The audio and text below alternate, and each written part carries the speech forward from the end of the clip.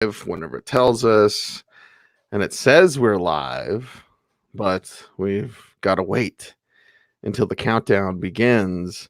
Is it truly live or is it Memorex? Oh, Here we are. It is part 1 of the Week 10 preview on the Audible. Part 1 of our Week 10 showdown and showcase of we're going across the league, telling you who to start, who to bench, or ever popular, what the heck flex coming up. And well, Bloom, since you wore your Steelers hat yesterday, I have to wear mine today. So let's get into it on a Thursday night contest in Week 10. It's the Los Angeles Chargers against the Oakland Raiders. This one's in Oakland. So let's start with the Chargers. And let's start with the Chargers. Okay, what they did last week, cool. Can they do it again? And can Melvin Gordon come through for his fantasy GMs again, like he did in Week 9? That's kind of the big story. Also, Keenan Allen, the forgotten man. So you're going to Mike Williams, you're going to Hunter Henry, of course. What's that say for Phillip Rivers and Austin Eckler?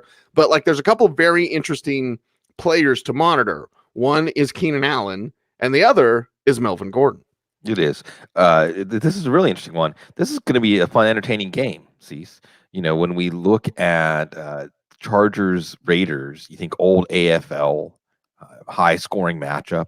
Rest in peace, Al Davis. Rest in peace, the San Diego Chargers. And this is kind of a pre-playoff game. We have a few of these, and it's not quite the elimination game that Detroit and Chicago is going to be. Whoever loses this game is still alive. Plenty of football left. But whoever wins this game, it has to be feeling good, really good. Are the Chargers coming together again? So, see, this is something that, and I don't have an answer, but we saw last week. Now we're seeing the Ingram and Bosa pinchers. Is Derwin James going to come back? It's Dr. Gene question. Not yet. But you also have the running game, an actual running game. Russell Okung's back. This team's coming together. And again, Cease, like you said, they do it every year. This is a team you don't want to see in the playoffs, right? I mean, if you're a Baltimore or a New England or a Kansas City, this is a team you don't want to have to face. They're going to be a tough out. So Rivers, it's Oakland's defense is so bad. So, a lot of good things happening. We'll talk about on the offensive side for Oakland. Not much good happening on defense. You stick with Melvin Gordon. He's finishing the drives. The offense is starting to click. You expect most things to work in this one. Austin Eckler. The Raiders have given up 4 running back receiving touchdowns in the last 3 games. So you like that. And Oakland is generous to wide receivers. So you're having some doubts about Keenan Allen. You look at Zach Ertz last week as a guide. I think that make sure you play Keenan Allen. Okay, make sure you play Mike Williams too, as he's starting to turn some of those long passes into catches. And of course, Hunter Henry. Hunter Henry's been magnificent. And if there's something that holds back Allen or Mike Williams in this game, it might be Hunter Henry, because those targets are just money for Phillip Rivers. And again, side one of this, you see the offensive side coming together. We'll be there on side 2 though, Cease, because the Chargers made Aaron Rodgers look like, I don't know, Buck Rogers. I don't know. That was bad. Sometimes you go out on a limb and then you just fall. Well, you could have said Twiggy. If we're going to talk Buck Rogers. Yeah. Do you remember Twiggy? What was the name of the robot on Buck Rogers? What was the name of the robot? That was the robot. Okay. Yeah, the little bitty buck. That's good. Yeah. And that would have been kind of like Cockney slang, where you do the rhyming slang, where someone has to do the math to figure out exactly what you're trying to say. I like that. Our man up in Greeley, Jason, loves the Raiders. So here we go. We're going to talk about that Raiders side. And Terrell Williams has scored a touchdown every single week that he's played, except one, Bloom, and that was last week against the Lions, because Hunter Renfrow was getting more involved. And, we got Foster Moreau and Darren Waller. Of course, Josh Jacobs doing his thing. But the, Raiders at home, they got plenty of offensive punch. And hell, with that defense, Bloom, they're going to need it. Yeah, they are going to need it. And that's why you might play Carr, although it would be surprising if Carr is disappointing. So this isn't exactly a low-tide game, but even though it was just terrible for the Packers last week, but it's definitely not a high-tide game. You're going to play Josh Jacobs for sure. I mean, he's moved into that every week stud category. It's been fun to watch him grow. And even Darren Waller, I know that he didn't have much in terms of volume, but in the tight end landscape, This could be a ceiling game for him if we expect Oakland to have to pass a lot. Derek Carr is probably going to have a high floor in this game. Not sure about his ceiling. That's going to, again, come down to this Ingram-Bosa situation. Tyrell Williams, expect him to see a lot of Casey Hayward. So I understand breaking ties against it, Tyrell Williams. Although on the other hand, there's the game script, and the game script could make us rewarded for even dabbling with someone like Hunter Renfrow here. The other thing I'm going to watch is Jalen Richard, and this team has a bad defense. They have a very manageable schedule. They're making a playoff push. Is Jalen Richard a player? He had a nice play last week. Late in the game against Detroit. Is this a player that needs to be worked into the offense more? It just meshes with what Derek Carr is doing. But in the background here, as we watch this season, because Oakland is a team that we've been talking about a lot, but I feel like they haven't had the national exposure. We haven't really had a chance to watch and appreciate. Hopefully Derek Carr and the offense cooperates, and we can watch and appreciate what Carr has done in year 2 in the Gruden offense, what Gruden has done with this offense, what all these disparate pieces. Remember, this is supposed to be Antonio Brown's offense. Now when we reflect that, it might have been really good if Antonio Brown just didn't go Antonio Brown on them. It might have been really, really good, but this team perseveres, and this is a really fun, entertaining game to have on Thursday night. Our pot stoner degenerate friend in Greeley Bloom has the answer. The Chargers made Aaron Rodgers look like Kenny Rogers. Yeah, Kenny Rogers. That's right. Kenny Rogers, who can't even win the Kenny Rogers lookalike contest. Look it up, folks. So if it's Kenny Rogers, then I have to show that picture. Islands in the stream. As we continue on and we go to Sunday's action around the NFL. Thank God there's not an early game. Detroit and Chicago. And I got so much response, Bloom, on Twitter, like, what do you have against getting up early and watching football? The first part, getting up early. And besides, I'm on the air anyway at that time. Detroit at Chicago is up next, and Lions side of things. So they're not going to run the ball. They're going to pass the ball all day, Bloom. And it's against Chicago. It's a tougher draw, certainly. So let's talk about TJ Hawkinson, by the way, just the wind knocked out of him. He's cleared a concussion, nothing there going on there.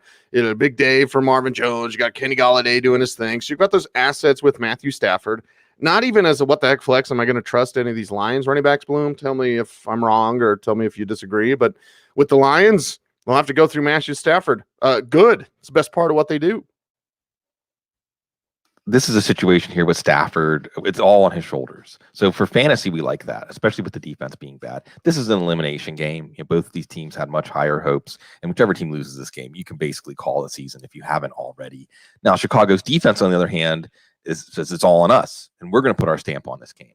So that's what's going to be interesting to watch here. We're getting into the time of year we'll watch the weather too, but Kenny Golladay and Marvin Jones, defenses haven't had an answer for them. When we go back to that Oakland game last week, how can you have a 4th down with the game on the line and not have either of them on the field?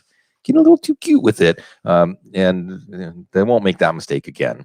Danny Amendola, TJ Hawkins is a little banged up. Probably not going back to Amendola because he's been up and down anyway. You might go with TJ Hawkinson, watch his practice participation. They said he just got the wind knocked out of him late. He wasn't on the field for that. You have 2 tight ends on the field, and one of them is not TJ Hawkinson. But you're looking at him as a streaming option here.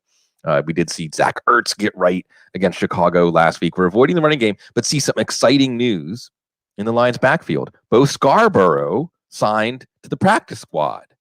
So if you squint, he looks, it's Derrick Henry light, just like Derrick Henry minus maybe 10 or 20 pounds, but lots of athleticism. Give him a chance. Why is Paul Perkins on an NFL roster over Bo Scarborough right now? Why'd they dump CJ Anderson? I know why. Anyway. Yeah, we all know why. Chicago. We love you, CJ. Yes, we do. Chicago, the California King. The Bears side of things, well, they're not dumping Mitchell Trubisky, so do we have to talk about it? I mean, I love the fact that David Montgomery's going to get more work, hopefully, but really this offense is pretty inept with Mitchell Trubisky running the show. So from a fantasy perspective, it doesn't make you real excited. Inept Trubisky, inept Detroit defense. What wins out here? Oh, I don't really know. You're not going to go with Trubisky. When are we going to see Chase Daniel? I mean, by the time it's too late. So again, which of these things are you going to put a chip on with David Montgomery? David Montgomery's had a couple of good fantasy weeks coming in. Detroit's defense has been collapsing in free fall, but you're still counting on the Chicago offense to execute in this one. Right. I'd probably go with Montgomery, at least as a flex or running back too. Allen Robinson's going to see some Darius Slay. Darius Slay hasn't really been Darius Slay this year, but again, you're counting on Mitchell Trubisky. It was working, and Cease. It's interesting how this works psychologically. It's kind of like an on-the-couch subject where when you know a player has an uphill battle, but week after week they find a way to climb that hill, you feel good. And the first week they can't, then that hill seems twice as big as it did the week before. Now the Mitchell Trubisky hill is like Mount Everest for Allen Robinson, and you add in Darius Slay. But at the same time, again, Detroit's defense in free fall. You have these ancillary pieces like Anthony Miller, Tariq Cohen, Taylor Gabriel. You're not necessarily thinking about playing any of them, but these are some of the players who should be able to have success. Last week, who was it? It was Hunter Renfrow and Aaron Waller and Foster Moreau scored a touchdown last week. So if they're executing, these players can help them. But really, when we look at this game, this is just a depressing game, Cease. We're not the Steelers fans aren't as depressed as the Detroit and Chicago fans right now. Keep pulling me back in. Keep pulling me back in. All right, Baltimore and Cincinnati. Hate them both. Cincinnati a little bit less, but Baltimore side excited because we love Lamar Jackson. Like, that's why I'm so conflicted, because I hate the Ravens. Sorry if you're a Baltimore fan, you listen to the show. First, thanks. And second, we only hate you because we hate you, right? Like, right. And that's the thing. Like, in Baltimore and Pittsburgh have been so closely associated, groups so closely together for years and years. But you've got that. we don't have that. We got Mason Rudolph, catch a check down, ladies and gentlemen. You've got Lamar Jackson, and that's fantastic. I'll be watching the Gus Edwards touchdown vulture thing, Bloom, and my Mark Ingram shares are like, oh, sad tear for Mark Ingram shares. But Ingram will still do his thing, get that 100 yards. It's Cincinnati. Hell, Marquise Willie Snead. I'm starting as what the heck flags. Like, come on now. Don't sell those shares in Mandrew either. It's Cincinnati. Baltimore should win easily. Yeah, see, we look at Baltimore, Cincinnati. Think about it like we all live on the same block as fans of the Steelers and the other I want to say AFC Central, AFC North teams. And with Cincinnati, it's hard to hate them. It's like their house is on fire right now. They may be our neighbors that we feud with, but their house is on fire. We just feel bad for them. And with Baltimore, we hate them, but we look at them, we're jealous. Like you said, like that's the house we want to be living in. Oh man, they just got a 70-inch TV, and can I just peek through the window and watch what they've got going on there with Lamar Jackson? You would expect this. I mean, we're all in this is, by the way, Cease officially the bask in the enjoyment of Lamar Jackson week. So obviously he should have a really easy time of it against Cincinnati. Mark Ingram is rolling. Gus Edwards, what the heck flex? Someone cleaning up the mess. I think Justice Hill is still going to eventually be as good as we pictured him, but they're just good running backs here. Gus Edwards is looking really good. Mark Ingram is looking like prime Mark Ingram. It's a Hollywood week, I would expect, against Cincinnati. And again, we're watching to see if defenses start to err on the side of taking away Lamar Jackson as a runner and allowing him to make things more things happen as a passer. Mark Andrews, Mark Ingram, all the marks here. New Super Bowl contender, Cease. I don't want to put, Bloomlum or anything like that. Yeah, you do. Yeah, I want you to. I see. This is so conflicting because on one hand, I think, again, Cease, this is kind of a Thursday night on the couch kind of topic, but I'm still very dubious of the idea of picking the team that you root for. The team that you root for should be based on some emotional connection, some events in your life that weren't really your choice, right? However, if I was a new fan of American football from another country and watching the games and thinking, what team do I want to root for? What team do I want to align with? It would be Baltimore, and more specifically Lamar Jackson. I want to align with Lamar Jackson. I want to march in the military parade behind Lamar Jackson as the leader, as the drum major right now. And it's really fun to watch, even if in week 17 he looms. Hey, the team that did the best job against Lamar Jackson this year, you know who it is, Cease? Steelers. Week 17, man. We got to live stream that game. Got to do it. Let's discuss the other side of this. And Ryan Finley is back, or is in. AJ Green is back. Ryan Finley is in at quarterback, and that's what makes it interesting on the Cincinnati side. Now, defensively, Baltimore will do whatever they want, and Baltimore could just eat up the clock and run the ball all day, and Cincinnati could barely have the ball. But I just want to see Ryan Finley, big pocket passer, decent arm, and AJ Green's out there. So, hey, kid, throw it up there. Let the big man go get it. In the year of the backup quarterbacks, I just want to see if the game is too big for Ryan Finley or if this team will be selecting a quarterback, number one over Burrow against Burrow, hot Burrow talk to the Bengals at number one overall. Like, this is actually really interesting to think about Cincinnati. Just to see him, I'm not putting much faith in starting him. It's fascinating, it's data, and maybe after Saturday sees there'll be a little more clarity of Tua or Burrow. It's now in play now that Burrow could be the first quarterback off the board. Well, we'll see. Is Tua even going to play? It's Ryan Finley time. North Carolina State quarterback U. What is it? They have like 5 quarterbacks starting at one point or another this year. So we'll get to watch him. And now all of a sudden, this is why public service announcement, year to date stats, defenses against the pass, defenses against the run, how much they give up to wide receiver ones, and et cetera, et cetera, et cetera. Be careful. That was a different Baltimore defense. That was a Baltimore defense without Jimmy Smith. That was a Baltimore defense without Marcus Peters. Okay. When Brandon Carr is your number 4 corner, this is no fun to face this secondary. And you know that Wink Martindale is going to dial up some pressure here. Sweep the leg, right, Cease? I mean, with the rookie in the first NFL start, no mercy. You may see AJ Green back. That'd be merciful for him. How's AJ Green going to look if he does play? We'll watch that. Tyler Boyd might be the best play here, especially in PPR leagues, just because you think of Ryan Finley, accurate, hopefully show some Minshew-esque calm among the storm. I think that would be Tyler Boyd. We'll see about Auden Tate and Alex Erickson and Tyler Eifert's involvement in this offense. Joe Mixon, that makes me sad. I don't think Joe Mixon is any less of a player than we thought he was when we were drafting him in the late first, early second round. It's just, again, the house is on fire. Number 1 pick's in view, Cease. They are in control of their destiny to have that number 1 pick. Remember when Cincinnati almost beat Seattle in Seattle week 1? I mean, they should have. They outplayed them.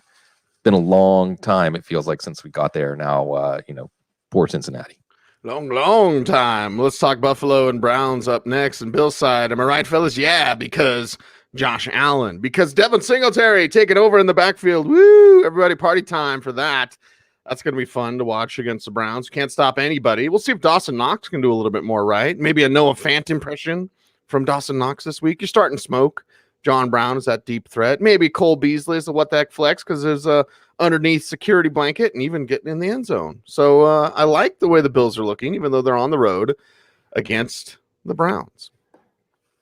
When I think of November on Lake Erie, Cease, I think like give me the earmuffs and the hat and the gloves and the thick socks and the long johns. I don't think this is going to be an offensive game. Okay, I don't expect a shootout here. Bills keep winning the games they're supposed to win, and well on their way to the playoffs. If they continue to do that, I suppose they are supposed to win. Josh Allen's a safe play. He's a safe play because he can supplement his numbers with some running.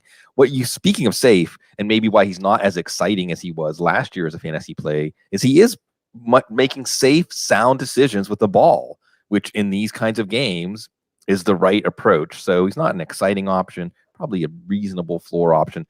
Devin Singletary is the exciting option here. He's rolling. Again, I want to emphasize that I watch what Brian Dable does, and it's humble. It's just simple. Well, this guy's quick. He's shifty. He's smart. He runs with urgency. Let's give him the ball in situations where he has a good chance to make the first guy miss or get yards after contact. He's rolling. Expect him to get, again, 20, 25 touches in this one with this game script. John Brown, we haven't been seeing those ceiling games from him. And Cole Beasley has something really good going on in the red zone with Josh Allen. He's finding those little spots, those little cracks. Allen's finding him, and it's working. So that's lowering John Brown's ceiling also. So he's not an essential play. You probably will see some Denzel Ward in this one. And the other thing, can Cleveland get their tackling together after last week? Dawson Knox, is it Dawson Knox rumblings? I'm not playing Dawson Knox. Tyler Kroft is back, but fun to see him test Cleveland. They have no one to blame but themselves for some of those breakdowns last week. Well, this week, Cleveland, it's going to be interesting. They say there's a role for Kareem Hunt. I want to know what it is, and we'll see what that means for Nick Chubb and, of course, Odell Beckham Jr. How long? It's like Watchmen, except for not this horrible HBO series, which is god-awful. As a fan of Watchmen, I probably have the omnibus back there somewhere, but like, oh my God, horrible HBO. Why did you kill Watchmen? Anyway, the clock like almost to midnight, almost to nuclear disaster in Yep. the original Watchmen, which was awesome. I feel like that with Odell Beckham Jr. Like, Right. it's like 11:59. We're almost there to when he blows his top because of this season and this offense and this team and that quarterback and Baker's shaving and Baker's missing targets. Like, this Brown situation's a mess, Bloom, but it's kind of fun to watch. Yeah, I mean, it's not like Cincinnati where the house is on fire. It's more like your neighbor that built some stupid, ostentatious $50,000 addition, and it's They're like out slap termites. fighting in the front yard. They're slap fighting with their overweight aunt in a tube top, and you're just like, oh, this is good. Yeah, exactly. I mean, it's voyeurism there, and also it's like the addition has like termites, and they got the crooked contractor who didn't use good materials, and it's all starting to fall apart, and everyone's finger pointing. And with Baker Mayfield, see, we're watching a very and look, in some ways, my heart goes out to Baker Mayfield in the sense that we're watching a very public. See, you remember your early 20s, man. I remember my early 20s. Like we weren't living out our follies and our overconfidence and the universe showing us that we have lessons to learn out in public for everyone to watch and dissect. And like, look, Bloom's hanging his head today. He doesn't look the same. Like, what about, you know what I mean? So, he's taken some weight, some psychological weight. It's almost like Cleveland. What I have in my notes is Cleveland's drowning right now. And can they find a life preserver? Can they find a piece of driftwood or something to cling to in this game? So is it Kareem Hunt? Is Kareem Hunt that piece of driftwood? I don't know. I'm not going to play him this week. I mean, if you believe in his talent enough to think that he can, even in a bad team, in a bad situation, because that was the thing. Back when we were drafting Kareem Hunt, thinking about holding him for this long, we were thinking Todd Monken, Baker Mayfield to Beckham. Oh, this is going to be great. It's not great. You're still playing Nick Chubb, although this is going to be an interesting week to reset our expectations for him.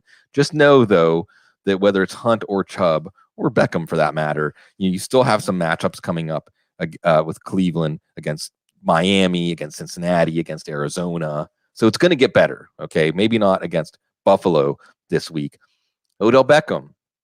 I mean, maybe this is the week he does have like 8 for 200 and 2 touchdowns, because this is the week looking at Tre'Davious White, looking at the vectors here. I'm saying, okay, it's not irrational to bench Beckham this week, depending on the other option. There are 6 teams on bye this week, though. Jarvis Landry is probably a better play than Odell Beckham this week, or it's close. Landry getting those high percentage targets. But again, this is another chapter. And in some ways, this starts to become boring. It was exciting and invigorating, like we said, Cease. Like, it's again, like the neighbors are fighting out in the yard, throwing their beer and wine on each other or whatever. And then at some point, you're like, yeah, the box, O'Day box, yeah. But it's at some point, it just gets boring, right? You're like, yeah, what's that? Turn up the TV so we don't have to hear them, because that's the problem here. Is that it's Cleveland? We've watched it in the slow motion car accident now. And it's just not one of the more interesting stories because it's not changing. Do you have good neighbors, Bloom? Yeah, actually, we have, wonderful people in our building. Actually, because it's condos, we're renting, but some of them are not occupied, but we haven't had any problems with our neighbors, actually. And it's something that I feel like every day, like, count your blessings, because we have had really good neighbors for the most part. There were a couple of things. Sometimes I don't close the gate behind me, and the people, like the condo president, will say, make sure you close the gate, stuff like that. Like, that's the worst problems we have with our neighbors. So it's pretty good. Right. Okay. Yeah, I was just thinking, like, we're talking a lot about neighbors. And I was thinking about my neighbors. We have an interesting collection here in Roxborough. But I'm very happy with all of my neighbors. So yeah. There you go. Good neighbors. We're neighborly. Let's good fences make good neighbors. Yes, very good. Kansas City and Tennessee. What about the mending of the fences? Basically the knee for Pat Mahomes. That's all I care about, Bloom. Like, we'll watch the backfield, Damian Williams, flex play, rubber back one, whatever you want to call him. I don't care. Like, that backfield's still something to watch. Williams can score anywhere. Travis Kelce's going to do his thing. So is Tyreek Hill. But it all comes down to, well, how much? They'll look okay. They'll look good with Matt Moore. They'll look awesome with Pat Mahomes back. Yeah, and that's the big question here, is whether Mahomes is going to be back. And Kansas City getting that big win last week, so that gives them a little more inclination to say maybe one more week. It's a good Kansas City offense out of their way. Like you said, is it a great Kansas City offense? And this is probably the best game. Is it the best game on the early slate? Maybe the most competitive game or interesting game. It's not going to be a great slate. We got a great primetime game on Sunday night and Monday night, and again, an entertaining game on Thursday. So we got that going for us. And if Patrick Mahomes is back, we got that going for us. Either way, you're going to play Tyreek Hill, and either way, Sammy Watkins is getting enough volume to be a solid wide receiver 3 flex, even if Matt Moore is in there. Guys like McCole Hardman, you're not going to look at unless Mahomes is back. It's just more of a what the heck flex type. And even though the matchup's cooling off a little bit with Tennessee, this is a good matchup for tight ends. Travis Kelce, DFS angles. Travis Kelce, especially if Mahomes is back. But the really interesting fantasy story here is the backfield. And the question is, it's kind of hard to parse because McCoy fumbles, then Damian Williams takes over and scores in week 8. Then at the beginning of week 9, it's more of a 50-50 type mix. But by the end of the game, after Damian Williams on a very well-blocked play, let's give credit to the offensive line, scores that 91-yard touchdown. So what do we get carrying over? Do we basically hit the reset button and go all the way back to week 1 and expect a backfield split even after LaShawn McCoy was signed? That gives us Damian Williams as maybe not a safe play every week, but the first option in the red zone. And again, this is one of those situations where if we find out Mahomes is starting, then I'm saying play Damian Williams, because if you're wrong, okay, maybe you absorb a 4 or 5 or 6 point play, but he could be back to the 20, 25 point plays that we were seeing in the second half of the year last year very easily, just as a byproduct of the offense moving up and down the field on Tennessee. We're going to watch that all very closely. And Darwin Thompson, as soon as they start talking up, is it Eric Bieniemy that was saying Darwin Thompson needs to be more involved? Well, I don't know. Like send that, put that in the suggestion box for the head coach or something. I don't know. But Kansas City, the team that win last week over Minnesota at home, they exhaled, and now all of a sudden the AFC bracket is becoming more interesting by the week. Very interesting on the Tennessee side. Excuse me. And Johnny in the chat room, Tannehill, can I trust him? Yeah, and Kansas City's defense is weird, Bloom, because they'll play like slappies, and then all of a sudden they'll bow up against somebody. Yeah. And you're like, wait a second, I thought they were slappies. Like, I started everybody against Kansas City. It didn't work. So Corey Davis, A.J. Brown, probably Jonnu Smith. We're watching Delaney Walker. You're playing Derrick Henry. But it's like, okay, at home, which Kansas City defense are they playing against? Because it could be really good for Tennessee's offense. It could be really bad. So you'd circle this and say streaming options or DFS low-owned options, things like that. But as you said, all of a sudden Kansas City's defense woke up last week. It seems like there's a pattern here that we can see of, and I think it probably comes back to coaching. It probably comes back to team unity. That when the backup quarterback comes in for some of these teams, the defense says, it's our turn. It happened in New Orleans. It's happening in Pittsburgh. It happened in Kansas City last week, what they did to Dalvin Cook. So what they did to Dalvin Cook, you're not going to bench Derrick Henry. It's the one thing that's good and consistent about this Tennessee offense. And if you put yourself in the mindset of Mike Vrabel and Arthur Smith, I think that's the name of the offensive coordinator there, why don't you come out in this game? It's what they should have done against Carolina, and they didn't. So against Carolina early on, they had a 4th and 1 at the Carolina 25. You've got Derrick freaking Henry. If you don't trust your offense to get 1 yard when you've got Henry, then what's your team construction all about anyway? They try to kick a field goal, missed Suckup's back, and he missed it, Mr. Irrelevant. And then they just got off on the wrong foot. So what I would do, Cease, is you say, we're going to keep running Derrick Henry until you can stop him. And if the first 3 drives are 3 and outs with Henry getting stopped on 3rd and 1 or 3rd and 2, that's fine, because it's like putting deposits in an account that if you can just hang on defense, which might be a little tougher with Malcolm Butler out, if you just hang on defense, then by the 3rd and 4th quarter, that Kansas City defense, which at times has been a very poor tackling, very poor assignment defense, that becomes a lot more difficult. We see it time and time again with Derrick Henry. So I think you just, as much Derrick Henry as they can handle, which maybe makes you a little more hesitant to play Ryan Tannehill as a streamer, to play a Brown or a Davis. Like, are you feeling lucky here? Adam Humphries could complicate things. Now, another variable here, of course, is Mahomes. If Mahomes is playing, probably you're not going to get away with the Derrick Henry game plan anyway. And it does make all those options more attractive. You mentioned Delaney Walker. He said he had the walking boot off of his foot. My brain's starting to cramp. English, do you speak it? So Jonnu Smith, even if Delaney Walker is still out after what happened last week, are we liking him? I don't know. I mean, with the exception of Derrick Henry, and that's the thing, Tennessee's season has been, because if you watch the first half of the game against Carolina, it was almost like Marcus Mariota was the quarterback again. The offense was just stalling out. Somehow Derrick Henry overcomes that every week. Otherwise, trusting the Titans has not been a recipe for fantasy happiness this year. That's what you want to be, is happy. Atlanta and New Orleans, the next game up, and it's actually the final game. It's a weird week, Bloom, because we got 6 games to preview and then 7 games and what the heck flex. But let's wrap it up with Atlanta and New Orleans. Atlanta side with everybody returning. Is Matt Ryan going to return?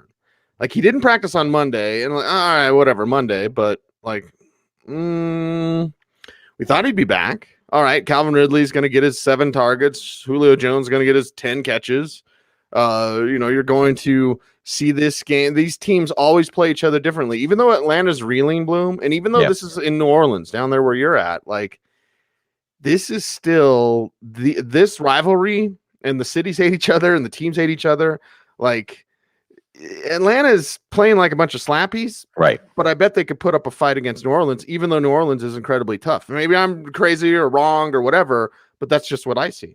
Exactly, Cecil. And I think that's what the hypothesis here, right? They both teams coming off of a bye, 2 weeks to prepare. It's Dirty Bird week down here in New Orleans. And yeah, that's one of those things. Cecil, you could imagine like a Saints fan on their deathbed, like everyone in the family's around, like, and they've been silent for the last 3 days, and everyone's just counting on the days, and something says something about the Falcons, and they sit up and they're like, "Oh, the Dirty Birds, 28-3." I mean, that's how deep it runs down here. Now that I'm telling you, it's deeper than Steelers Ravens hate. It is, at least on this side. I can't say I've never lived in Atlanta. I've never witnessed it. Pritch told me some stuff like how the cities hate each other. There's a lot of history behind it, actually. So everybody look it up. I can't get into it right now. But Mike Pritchard, who was the first round pick of the Falcons and dear friend of ours, he's like, yeah, the cities hate each other. So it's deeper than Steelers. I don't want to get out of my depth here, but I think there's some cultural things, like you said, there's some historical things that I think create a rivalry in the same way that Pittsburgh Dallas was a rivalry. It was more about Texas and Texas A&M or something, where it's also kind of about lifestyle choices, ways of life. Anyway, look, it's Matt Ryan, like you said, cross your T's, dot your I's. Is he actually going to play? Because if he doesn't, Matt Schaub did a good job moving the offense, but this Saints defense is for real. You're going to play Julio, you're going to play Ridley, although Ridley's a little more of a boom bust play. Now, when we saw Mohamed Sanu traded, we said, more targets for Ridley. Really? Because Russell Gage had 7 catches. Now it was from Matt Schaub. But and again, it's the struggle target, right? We can probably go down the line of all 32 teams, so we can say when it's rough going for a quarterback, who are the players that they rely on because they can't do much else? It was Austin Hooper. Maybe it's also Russell Gage, who is operating in the slot and making it a little more complicated here. I thought it was interesting that we found out Devontae Freeman was almost traded to Detroit. What do you do in Detroit? What do you do in Atlanta, really, to not trade him? $6 million, $8 million plus on the books the next 3 years. I'd love Devontae Freeman. He's not going to fix what's wrong with the Falcons. So if you only were going to get a 5th round pick, take the 5th round pick and give Brian Hill more of a chance. Wyoming Cowboys baby. Ito Smith again with that 2nd concussion. We know that's a cautious situation here, but you outlined it well, Cecil. We're watching the team effort, because on one hand, this team is going nowhere. They're swirling down the toilet bowl right now. Everybody knows Dan Quinn's going to get fired. Who else? What else? What's this team going to look like next year? But it's Dirty Bird week in New Orleans. It's New Orleans. It's a chance that even the fans back in Atlanta will say, if we can, give them a black eye, trip them up on a season that they felt like was a season of destiny. Doesn't make it all worth it, but it's something that will make you smile if you remember it. Can they fuel themselves to the best performance they've had this year, except for that game against Philly? What happened, Philly, in this one? It makes fantasy GMs smile because Alvin Kamara is back after the bye. Drew Brees has already been back, and of course you start Michael Thomas. But Kamara's return, as we expect, Bloom. What do you expect with him at home against Atlanta? Drew Brees will be chalk this week. Now, the question here is whether Atlanta, if they don't show up, then Brees might just throw 9 for 13 for 150 and a touchdown, and then he doesn't have to do anything else. And Sean Payton is fine with that. So there is actually a big boom bust range for him. Alvin Kamara, you're going to play, but Latavius Murray, you got to go back to Latavius Murray in the Ingram role, right? He looks so good the last 2 weeks when Kamara was out. I mean, they yoked the offense, they put it on him, and he pulled that offense. And why would you go away with him? Why would you go away from him? Why would you not, at the minimum, give him 12, 15 touches in this game? And of course, with Kamara, it's been a little banged up. So if this one does get out of hand, Latavius Murray time. So you got to like Latavius Murray, be inclined to play him if it's close. Michael Thomas, let's remember, he's breaking records. He's on pace to break Marvin Harrison's single season reception record. That's not going to change this week. Maybe the more fascinating fantasy story here is Jared Cook. Jared Cook maybe going to be back. I know he was made available to the media, so we're going to watch that. If he's back, I think you plug him right into the lineup. It's Atlanta. So maybe that one touchdown goes to him. And with Ted Ginn, you're not playing Ted Ginn, but if Ted Ginn can't make a play or two against Atlanta, we can probably move on from him. Maybe part of the reason we move on from him is Taysom Hill being more involved. See, what is he? Is he an H-back? Is he a tight end? Is he a quarterback? Is he a running back? He's all of them, and a punt team gunner too. So that's fun to watch. I'm sure down here in New Orleans are expecting a fun to watch game. Taysom Hill is a football playing Jesse. Yeah, that's what he is. That's a Mark Schlereth term. That is a wrap for part 1 of the Week 10 preview here on the Audible. Everyone, thank you for liking, commenting, subscribing on our YouTube channel, helping us grow the channel. Thanks to Spotify for featuring us. And I know that, it's becoming really big on Spotify, this show. We appreciate that. Yeah, we've welcome. been on Apple If you found Podcasts. us through Spotify, welcome. That's right. And let us know. Like, we Yeah. love knowing how you came across the show. So, we've been on Apple Podcasts since 2006 when we started this show. So thank you all very much for listening that way as well. Any way that you take on the show, we certainly appreciate that. As always, he's Sigmund. I'm Cecil. We're the Audible. Stay tuned and stay frosty.